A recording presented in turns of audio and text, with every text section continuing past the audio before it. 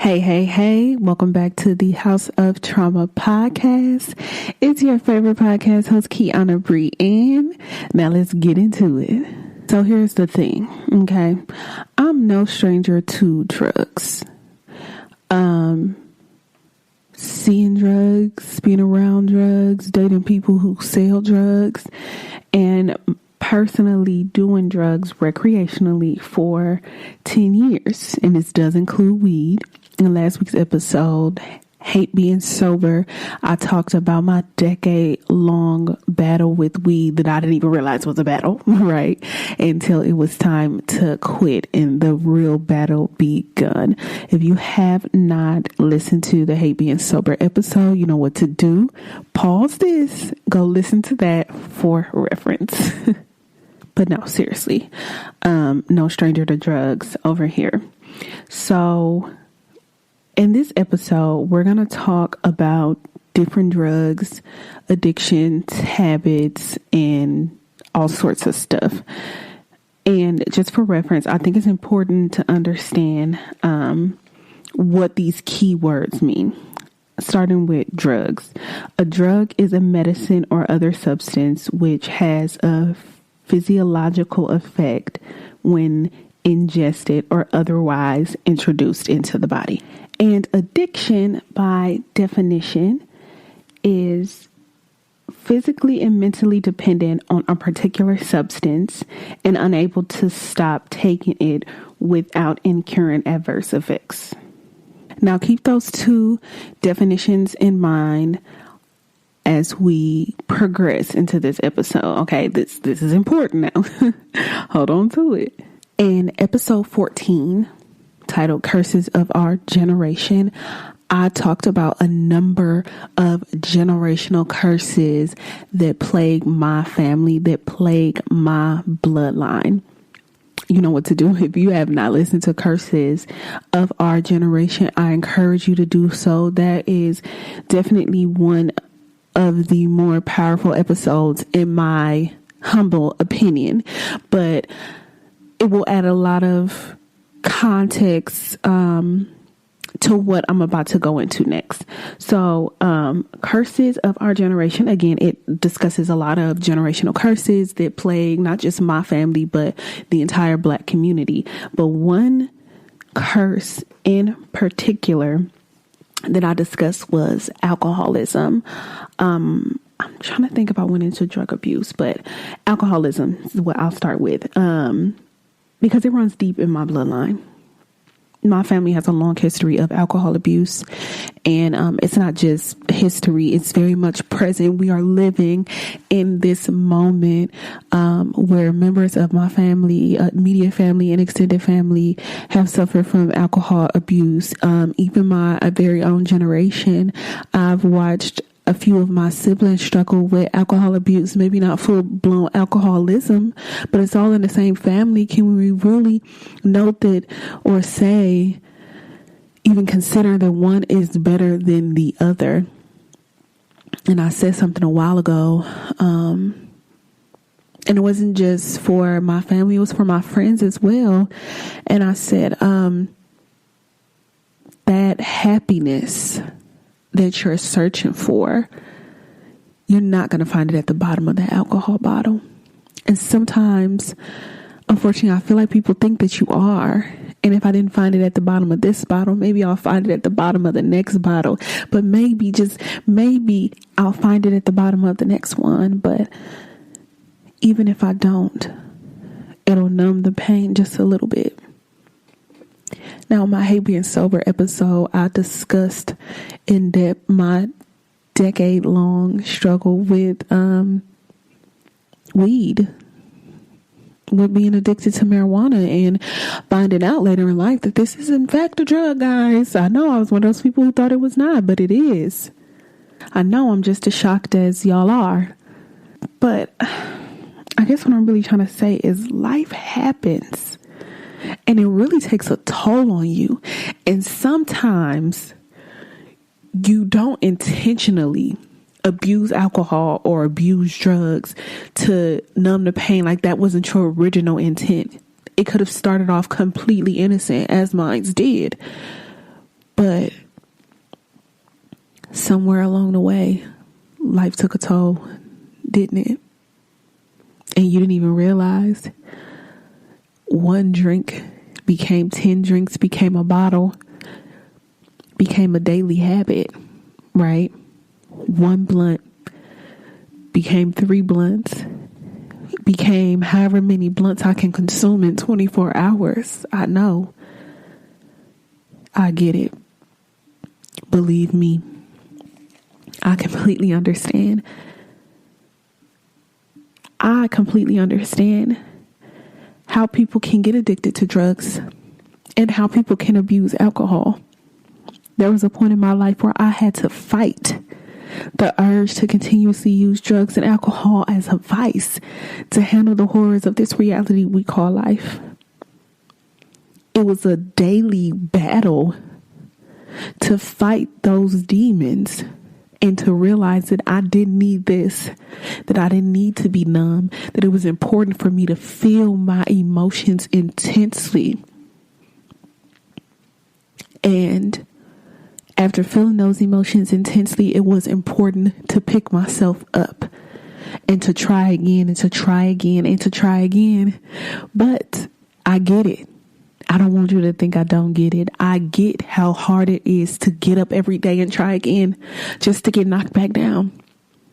Taking 3 steps forward and being pushed 20 steps back. I don't want you to think I don't get it. Because I do. And it's devastating. And like I said, alcoholism runs deep in my family. From what I know, from what I understand, my great grandmother fell victim to alcohol abuse, and it trickled down the bloodline to my grandmother, God rest her soul, who fell victim to alcohol abuse and eventually to drug abuse. And then to my very own mother. I love my mother so much. And I watched her fight my entire life. And she fought hard.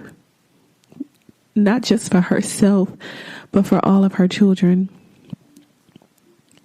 But you know what happens when you fight and you fight and you fight? Eventually you lose a little bit of yourself because life, again, takes a toll. And eventually my mother, unfortunately, fell victim to alcohol abuse and some drug abuse. I have siblings who have fell victim to alcohol abuse and to drug abuse. And I'm no stranger to drugs, like I said. And this isn't just about my family. This is really about me and my experience, my decade-long experience with different drugs and alcohol, right? And so I want to give a little disclaimer because I don't believe that that weed is a gateway drug. Let's just start there. Period. I don't give a fuck what y'all say. Let's start there. Weed is not a gateway drug. In my humble opinion, it was just in my case, the drug that I tried first, I experimented with first, right? So, first of all, I thought I was going to smoke weed my whole life. And I started smoking weed when I was 14 years old. Right now, I'm 29 years old. And so that's 15 years later. If you would have asked me 15 years ago, I would have definitely thought I'd be smoking weed every day. To this day, like, I promise you. But I smoked consistently every day until I was 28 years old. Until God told me to stop. At one point it got so bad I couldn't eat or sleep without smoking. And it wasn't like the So in Hey Being Sober, I talked about like when I stopped smoking weed and it became hard to eat and to drink. I mean, not to drink, to eat and to sleep. Like once I was trying to kick the weed habit. But it's in general, when I was smoking weed every day, it felt weird to eat a meal without smoking weed. So like if I would eat a meal, I couldn't even finish my food. Like I would start eating it and I'm just like, food is good. Definitely not hungry. But if I go light up a blunt, I'm coming and I'm fading this plate. Period. No doubt in my mind. Like it was a real problem. And I remember when my mom blamed me for my two little sisters smoking weed. And you know, maybe I am to blame. Who's to say they would have ever smoked if I didn't introduce them to it? We don't know. But hey, that's how my mama feel, that I introduced them and, you know, it sort of became their life as well. We were all consumed with Mary Jane. But then I began to experiment more. The next drug I tried was ecstasy. And I did that for the first time with my ex. Well, he was my boyfriend at the time. And we were 19 years old. And I don't remember exactly what led up to us both doing this. But I just remember like not having a problem with it. And I also like to give the disclaimer that none of these drugs that I'm about to list throughout this episode, at no point in time that I feel pressured into doing drugs. At no point in time that I feel bullied into doing drugs. There was nobody around me ever that made me feel less than if I did not participate in doing these drugs. I was a willing participant in every instance. And in some instances, I wanted to do them more than probably the people around me. So I just want to give that little disclaimer to keep in your minds as we go out. I was not bullied. I was not pressured. I was not forced. Got it? Okay. So anyways, I just remember from doing the X pill, staying awake all night and being super dehydrated, like just super dehydrated. Just being so fucking thirsty. And I remember the first time I took it and then went to work the next day, I just like, the water wasn't working for me. Like I was still dehydrated. I still felt strange, like within my body, and not strange. Like, I don't know how to describe it, but I just felt this feeling when I was coming down from the high. And I remember needing orange juice. That's it. I was like, fuck this water. Give me some orange juice. And then in that moment, I realized that anytime I was quote unquote coming down from my ecstasy high, that I needed orange juice and lots of it to, I don't know, to feel right, I guess. So I don't want to say like I became a pro or anything like that, but essentially I learned how to navigate through life, navigate through my day to make sure my body felt better when I was coming down from my ecstasy induced high. But my drug habits progressed, or experiments progressed, and went from ecstasy to Molly.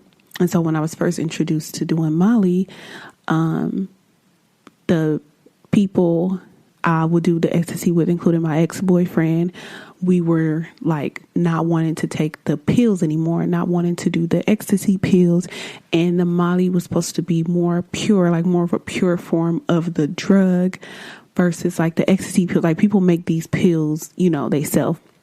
And if you're unfamiliar with ecstasy pills, they're like different colors with like different, like animals, like different designs on the top. And sometimes depending on which color or design that you took, it might have had a different effect on you. But essentially it was all the same. The first time I tried Molly, I felt the same but different at the same time. It was a better feeling. Like, it was a better high. It also it came on quickly. Like, I didn't have to wait as long to feel good within my high from the Molly. And forgive me, dare I say, the sex was amazing on this drug in particular, but it was kind of hard to come by. So sometimes we will have to do the ecstasy if we wanted that feeling, because the Molly was either hard to come by, or not either hard to come by. It was hard to come by, and sometimes more expensive than if we were doing the X pills. And one time years later, I actually took a Molly that was like in pill form, which I thought was strange. So this was me being a dumbass, and I should have made better choices. But I just remember not really remembering anything from that night. And I still question if this person who I trusted, which was a totally different person than who I was originally getting the Molly and the X from, if this person who I trusted to give me this drug even knew what it was we were taking. Because why was the night such a blur? And not even look at pictures I took that night. And I'm like, there's no way I would have been a willing participant in some of these pictures. It was just a strange time. So it's definitely super important if you're going to do any drug, because I'm not going to judge you or tell you not to do it. This is your life to live, and you're able to make any decisions as an adult for yourself. But it's important to be sure and be careful what you're taking, and that the people who are around you, you can truly trust. Did anything happen to me that night? No. Like, from what I do remember, from the stories, from the pictures, the night went by just fine. But I don't like being in a space where I don't remember something that happened the night before and being so out of my mind in that sense, because that kind of thing makes me uncomfortable. But just that little disclaimer. And I was done with Molly after that, because I could not trust who I was getting this Molly from. But again, I should have known better, because it was in a different form than the way that I had known to take it prior to that night. And I always tell people that I know the drug is good or kicking in when there would be like certain songs I would play, or just music in general just sounded better. But at that time, I was still kind of in the Lady Gaga Born This Way era. So I would always play Applause by Lady Gaga, but not just a song. Like, I would watch the music video, and it was just a totally different thing. It almost makes me think the people who are creating these videos and editing these videos are doped up, because it just makes more sense when you are on some type of high. Not encouraging you to get high to, watch a music video, but that was just my revelation back then. Like, it was something that I noted in my mind. After trying experimenting with Molly, then I experimented with shrooms, and I forgot which one of my friends' idea it was. And I remember an episode of Family Guy. Y'all remember this episode when Brian did shrooms and he was like freaking out and like everything was bad? But I did a lot of research for this particular drug, and the consensus that we came to is this drug is your trip is gonna mimic the experience that you feel deep down inside. So if you're like a sad person, like a depressed person, your trip might essentially be sad and depressing. But if you're genuinely happy, like everything is fine, it's going to be a happy trip. And I remember buying a bunch of shrooms from this guy that I worked with. I worked at Kmart at the time. And I got enough to where me, my best friend, my boyfriend at the time, and his best friend, we could all take them and like experience them together. And I remember when I first got them, and my boyfriend at the time, his cousin was like, those aren't real shrooms, like y'all got play, all this other stuff. And I'm like, well, it's only one way to find out. And that's to try them. And if they just actually regular mushrooms, then, at least we escape with our lives, right? So anyways, we also had research that, first of all, they're disgusting. And they're kind of like gritty in a way, like it can easily get stuck within your teeth. And so you should eat them with something. So we all like took a walk to 7-Eleven and we got whatever we wanted to eat. And I think I got like a Hot Pocket. And I like cooked my Hot Pocket, and then I cut it open and I stuffed the shrooms in there, and we all split it up evenly, and we ate it. And time was like going on, and we were just kind of talking and hanging out, and then things started to get weird, and like a good weird though. And I'm just like, is that door a little further back than what it was? And I just remember I kept feeling like I was a giant. Like, I'm 5'3.5", and my best friend is 5'3", but everybody else was taller than us. But I literally felt like I was like towering over everybody. Like, I just felt like a giant. Like, I don't know, there's so many different experiences I had within that trip that even if I explained it to you guys in grave detail, because I almost can remember everything vividly, it would not make sense, because it's just something you had to be a part of. And not a part of like watching me have this experience, but to be in my body, in my mind, and see the things that I saw. But overall, it was a great experience. And I always say that shrooms is my drug of choice. Like, I'm not giving up shrooms because it's always just such a good experience for me. And I remember my best friend and then my boyfriend at the time, his best friend, they said that from what they could see, there was a rainbow around me. And they're like, it must be just like your aura.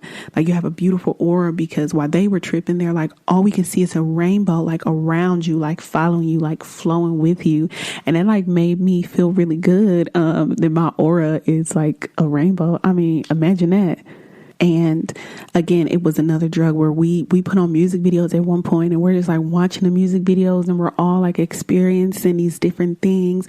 But it's not like we were kind of like out of it, if that makes sense. We weren't like out of our minds. We weren't like out of this world. And it wasn't something that was consistently ongoing. So like, if I'm sitting in a room and I'm on shrooms, the people around me, unless I tell you or unless I say something strange, you're not going to even know that this person is on shrooms. That makes sense. Like, it's just like a drug you wouldn't notice that somebody's tripping out the way they are, because weird things will happen. Like, again, like 1 minute I would feel like a giant, and the next minute I would be like totally normal, sitting with everybody. Like, it's just, I don't know how to explain it, but long story short, I've done shrooms a total of 5 or 6 times. Like, I remember doing, the next time I did it, I actually did it by myself, and I did it in the park because somebody suggested doing it in nature. So the first time we did it we stayed in my ex-boyfriend's room, and then once we felt comfortable enough to leave, then we would leave like outside of the room, but we mainly stayed in the house.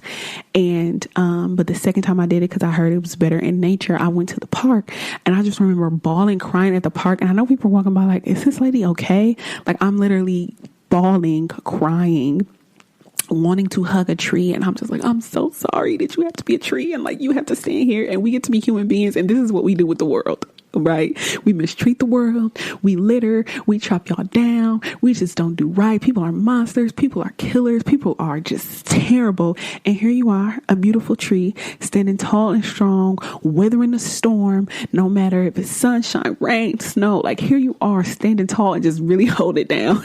And I think back, I'm like, girl, you was really out here talking to trees. Like, it was insane. But still, overall, it was a good experience. And I think I might have talked about doing shrooms in the episode, The Pandemic That Changed My Life. Definitely go back and listen to that and see how the pandemic changed my life for the better.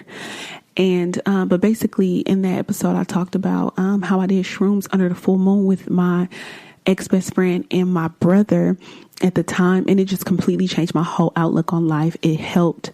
It didn't start my spiritual journey, but it definitely played a pivotal role in how I see the world and the people around me after that experience, and the power of laying under a full moon. And like, it was just, Lord, it was truly an experience. I did shrooms once in San Diego in chocolate form, and it was so weird. Okay, so first of all, I never seen it in the form of a chocolate bar. You just literally take a piece of the chocolate bar and you eat it. I had only ever done it like actual mushrooms, and then just putting it in the food that I was eating.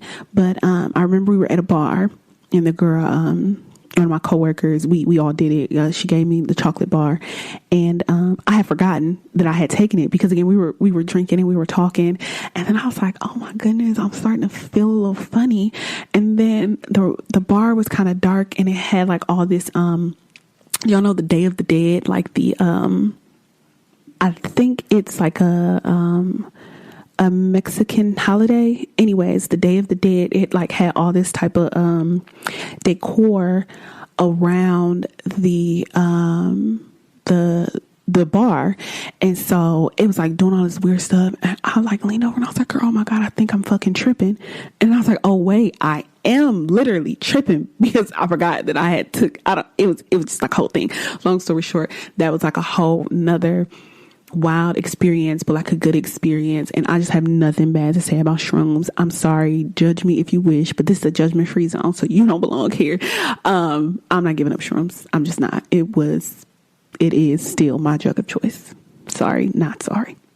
But shrooms is just not something I would do every day or even every month, or maybe not even every year, just every once in a while, just bringing it back. However, rewinding back to, so I tried weed first, then ecstasy, then Molly, then shrooms. So I was still doing like ecstasy and Molly every once in a while. Not really Molly, because again, it was hard to come by. And I remember this was after I turned 21. It was a couple months after I turned 21. And we were all like downtown. If you are from Milwaukee, ever been to Milwaukee, Water Street has like a bunch of bars. So we're like downtown on Water Street. And I remember I really had to use the bathroom, but like, the bars were closing. And so they weren't really like letting people in to use the bathroom. And I was with my sister and her girlfriend, and then her girlfriend's brother was there. And he's like, if I can take you to the bathroom, I know the owner of like this place or whatever. So he walked me over there and they let me use the bathroom, and then we came out. But prior to that, I was having a conversation with my sister's girlfriend about the Molly and how it was hard to come by. And essentially, did she know somebody who had some? And he's just like, oh, why would you do Molly and da da da da? So he was talking about doing coke. And I was like, oh, no, I never did that, whatever. And so he was explaining to me why that was the better option. And I'm like, okay, that's fine, but I'm just going to stick to what I know. And after we went to the bathroom, and he was like, I have to get something out of my car real quick. And it was like right across from the restaurant that I used the bathroom in.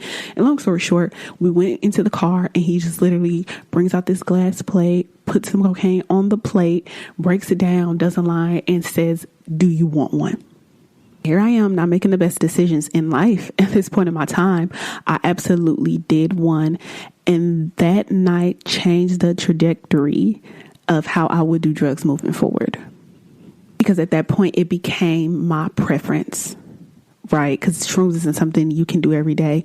But why would I do ecstasy? Why would I do Molly when I could do this? And there was a couple problems with me doing that.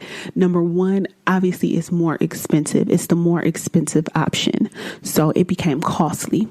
Number two, another big issue was not even if I would do it too much. Sometimes my nose would get really stuffy, and then I will be fighting that because you're putting something foreign in your nose, and now your nose is stuffy. And I never understood why I had that issue, but other people didn't. And potentially it was because I had no business doing what I was doing. And it would take me a while to learn how to do it correctly. And I'll never forget, my mom was at my house one day, and all my sisters were. And I was like, oh, I'll be right back. My friend's outside in the car. And I went outside to do lines in the car with this guy, my sister's girlfriend's brother.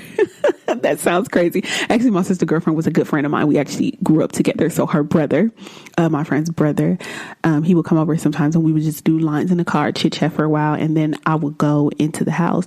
So I did that. And I remember my mom, my sisters were at my house for a few days. And then one day I was sitting there talking to my mom, and my nose just starts running, like not blood or anything, just literally snot and mucus coming out of my nose. And it was like so random. And my mom's like, what the hell is going on with you? And I'm like, oh, nothing. My nose is a little stuffy, and I wipe my nose. And that's when I realized I had to learn how to do it more correctly so that the people around me were not so aware of what it was that I was doing. But the main thing that sucked about it was that it would keep me up. And I remember one night I was up and I was just doing a lot of stuff. I was thinking about a lot of stuff. One time I actually color coordinated my entire closet because I couldn't sleep. And I've been like obsessed with my closet being color coordinated ever since. So I guess it went on bad, but it would always keep me up. And one day I remember I had seen like a behind the music interview. Do y'all remember Behind the Music they used to do on like MTV? Like, you know, singers and things like that. And I was watching one with Bobby Brown, and he was talking about how the cocaine would keep him up, and he didn't want to be up because he had experienced so much like tragedy within his life that he didn't want to sit up all night and think about this tragedy. So he would he started doing heroin because it was a downer versus an upper, and cocaine is an upper. And one time I actually had a really bad situation with cocaine because I didn't want to be up anymore. So I was like, oh, weed always puts me to sleep. Like, I'll smoke weed, but doing an upper and a downer at the same time, my body didn't react well. And I literally thought, like, I don't know, I couldn't breathe. My heart was beating fast. Like, my palms were sweaty. The water wasn't doing anything for me. Like, juice wasn't doing anything for me. I just felt so dry, like nothing could calm me down. I was inside like I was outside. And at this time I worked at the hospital, and I was like, oh my God, am I going to have to go to the hospital? And I'm like, that's your job. If you have to go to the hospital and explain to the freaking, and I worked in the emergency department, and the closest hospital to my house was the hospital that I worked at. And I'm like, am I really going to go to my job and explain to the emergency department why I'm here? Because I shouldn't be smoking weed, number one. And number two, I definitely shouldn't be doing no other drug. And so to say that I did them together, and I was just like, that is completely not an option. And that's when I realized I needed to kind of like slow down or just like stop completely. So I did, for a while, stop doing it. And then fast forward, I end up meeting this guy, my ex-fiance. If you listen to Thank You Next, he was lover number 3. And turns out that was something, a drug that he indulged in as well. And so it was kind of like a bad situation. It wasn't like we were doing it every day, or at least I was not, but it was kind of bad because I had someone to enable me to bring up a bad habit that I had already decided was not in my best interest after the whole incident when I thought I had to go to the hospital. And we got into arguments a lot, like when he would be high on coke, or we would both be, like, we got into a lot of arguments, and sometimes things escalated within our relationship because we were both sort of out of our minds and high on drugs. And it was another reason for me to kind of step back from doing that, and he didn't want to step back from doing it. So that was one of the things that led to the demise of our relationship. And I just remember after my dad died, my urge to do cocaine was reignited, and it was almost uncontrollable because I was just in a really dark place in my life, and I was looking for anything and everything to take me out of my reality because I was so devastated and so heartbroken. And at that point in my life, I was making a decent amount of money, more than enough to live comfortably and still have money to spare. So I spared no expense to get the drug that I wanted. It got so bad. I remember at one point I was doing it almost every day, if not every day. And every couple of days I was spending $100. I was spending $200 and another $100. And this was going on for weeks and weeks and weeks at a time. And I remember one time, because at this time, me and my ex had already broken up, and he had to leave my home. And so I was paying the rent on my own. And I remember I was maybe like $100 or $200 short on my rent. And so I got to thinking back to every single time I paid to support my poor habits. And I literally was like, I can't do this. I can't live like this anymore. But just to put things into perspective, before I came to that revelation, it got so bad. I was taking it to work with me. I'm so ashamed to admit, like, it was so bad. I would go on break and go into the bathroom and literally lock the door and be doing like lines in the bathroom just to keep myself going. Like, it was such an ugly time. It was such an ugly place. I can't even believe I'm admitting this right now, but it got really, really bad. But one day I just looked myself in the mirror and I'm like, what I will not do is not be able to pay my bills and jeopardize having a roof over my head to do a few lines. Like, absolutely not. It ain't never that deep. So I did not quit cold turkey. I would be lying if I said I just stopped that day. I started to lessen the amount that I would buy. I started to lessen how often I would buy it. And then I think the last few times, like, I really was sold some bullshit. I'm like, I know the coke and this ain't it. And I confronted a guy one time, and then I confronted my friend because this is your man's. And she was kind of like vouching for him, and he was swearing up and down that it was this and it was that. And I'm like, well, it's not the usual stuff. And I was like, I'm not playing with my money like that. I already shouldn't be buying it. And then y'all gonna give me some bullshit. No. So eventually I just stopped doing it altogether. And I realized I was quickly forming a habit, a really bad habit. We talk about bad habits, but this was bad. Like, this could have really gotten bad, like worse than what it already was. I was spending money I shouldn't have been spending. Imagine the hundreds and $200s of dollars every couple of days that could have been like saved or put towards something that was important, but I'm spending it on drugs. Like, it was insane. And I was using drugs and alcohol as vices to, again, fight the horrors of my reality. And it wasn't like I was just in some cases I was just only doing drugs, but I would do a couple lines before I would go out, and then I'm drinking. So I'm like mixing all these different substances together. And it was not good. It was definitely not a good space for me to be in. And I always think about Ariana Grande's song, Breathing. And I think she came out with that song after, Mac Miller died. And there's a line that says, people tell me to medicate, and I don't want to medicate. And I don't want this to be my medication. And like I said, it got really bad after my dad died. And I'm just like, I have to deal with this another way. And so I went back to smoking weed on a daily, because even when I was doing that, I wasn't smoking weed as much because I had already learned my lesson from doing them at the same time. And it just was not a good mix. It was not a good mix at all. So maybe about a year and a half later, I end up trying acid with my best friend.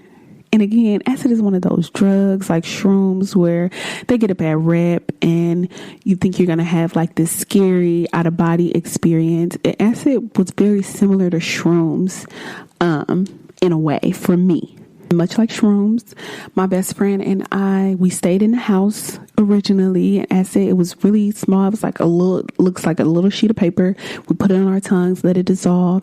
And, we waited for it to take its effects, and we waited to make sure we were comfortable. And then we were actually at one of her friend's house who didn't do it, but then she wanted to go out to, the bar. And I remember just having one drink while I was there because I really didn't feel the need to be drunk because I was already on a trip. And the main thing I remember about acid was just laughing uncontrollably. Like, everything was funny. Like, everything was so funny. And I still have videos in my phone to this day. And you just see me and my best friend sitting at a table at this bar, just like laughing uncontrollably. I don't know why everything was so funny. It was crazy. And then, once bar time was over and we all went our separate ways, and I felt comfortable enough to drive. In hindsight, because hindsight is 2020, it probably wasn't the best decision for us to drive. I mean, we both made it home safely, but I lived kind of far in comparison to everybody else. So driving probably wasn't the best idea. And crazy enough, I was actually sitting at a red light on my way home, and somebody runs into the back of my car. Can y'all believe this? So it took me a minute to realize what happened, because I'm like, am I fucking tripping or not? And I looked back and I looked in my rear view mirror, and I'm like, no, this car is really like, it just hit me. And I'm like, that night I fucked up my BMW. Oh my goodness. So I get out the car. The girl gets out the car stumbling, drunk, uncontrollably fucking drunk. I look inside the car. She has a passenger in her car who is like so asleep. And she's like, oh my God, I'm so sorry that I hit your car. I'm like, yeah, you did. But there was like no damages to it. It might have been like a little scratch or something, but nothing major. Nothing, I'm not waiting for the police. It wasn't that big of a deal to me. And I just let her know that you did us wrong for being drunk on this road like this, and you need to go somewhere. I'm like, you need to go home or wherever it is that you're about to go, and you need to get there safely. And then I just got back in my car and I pulled off, and I just remember like my heart beating 1,000 miles per hour because I'm just like, oh my God. And then I'm on fucking acid, and I'm like, it's just this thing. And when I got home, I couldn't go to sleep right away. It wasn't something that kept me up all night, but I couldn't go to sleep right away. And I remember laying in my bed, my eyes were closed. And when I opened my eyes, I had like a bunch of things like lined up on my dresser, and it kind of like everything was like dancing around on the dresser. And I'm like, are you kidding me? And I kind of just listened to music until I fell asleep, because music is best on drugs. And that right there, ladies and gentlemen, is my long experience, my decade-long experience with experimenting with different drugs. And I've always known that alcoholism and drug abuse runs deep in my family line, and I never wanted to fall victim to that. So sure, I can say I was never heavily addicted, but I still posed the risk, and I still abused it to a certain extent. And I'm not proud of that, but I'm also not ashamed, because those experiences, the good and the scary, it definitely shaped me. It helped shape my reality. I actually remember once having a conversation with my dad, and he told me, you wouldn't believe the people who tried crack, even in this family. And he would tell me that back then it was like a thing that people thought was cool, like if you did it. And he's like, but drugs are not fucking cool, no matter how people try to spin it. So I don't want this to be like me trying to spin it and make it seem like that this long list of drugs that I've tried were cool, because they weren't. And there were many instances where it could have been seriously dangerous or fatal for me, because I wasn't making the smartest decisions in which the drugs I consumed into my body. So I have to ask myself, would I still do drugs today? The answer would have to be no.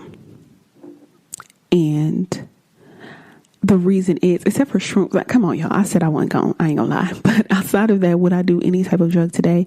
And the answer is no, because the reality is you can't rationalize with doing drugs. You're either in or you're out. So back then when I was trying to rationalize, like, oh, well, I'm only doing this drug, or I'm only doing it ever so often. But I just told y'all a story about how I literally almost got addicted to cocaine, and it can happen so quickly, and you don't even know that it's happening while it's happening until you're in the thick of it, and you can't not do it anymore. And it's hard, and it becomes an addiction. Then now you have to kick. Then now your body is something your body is wanting. So again, you can't rationalize it. You're either in the drugs or you're outside of it. And I'm making a conscious decision to now be outside of it. Drug and alcohol dependency is real. Like, it's so very real. And seeing as it's so prevalent in my bloodline, like within my family, is something I feel like I have to fight extra hard to stay away from, so that I don't too fall victim to it. What advice would I give to anybody who's wanting to experiment with any drug? That's a good question. I guess the advice I would give is don't do it. Don't start something that you're not sure you're going to be able to stop. Love your body more than I loved mine.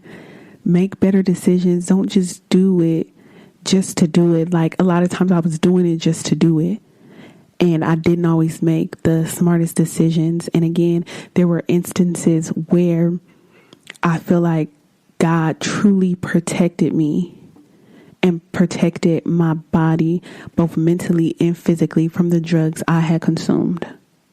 Because here's the thing.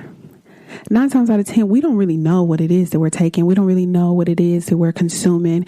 And we definitely don't know how our bodies will react to it. I've seen people do the same drugs I did and have a totally different and terrible, horrific experience than the one I had. But nobody could have ever foreseen something like that happening. And sometimes you don't know you have an addictive personality until you have something in front of you to be addicted to. So my advice, find a positive and healthy coping mechanism for your trauma. I can see how people get addicted to drugs and abuse alcohol because there was a point in my life when I had to fight the urge to continuously use drugs and alcohol as a vice to handle the horrors of this reality we call life. My name is Kiana Brianne. Don't forget to email me your advice questions at hausoftrauma@gmail.com. I'll see you next week.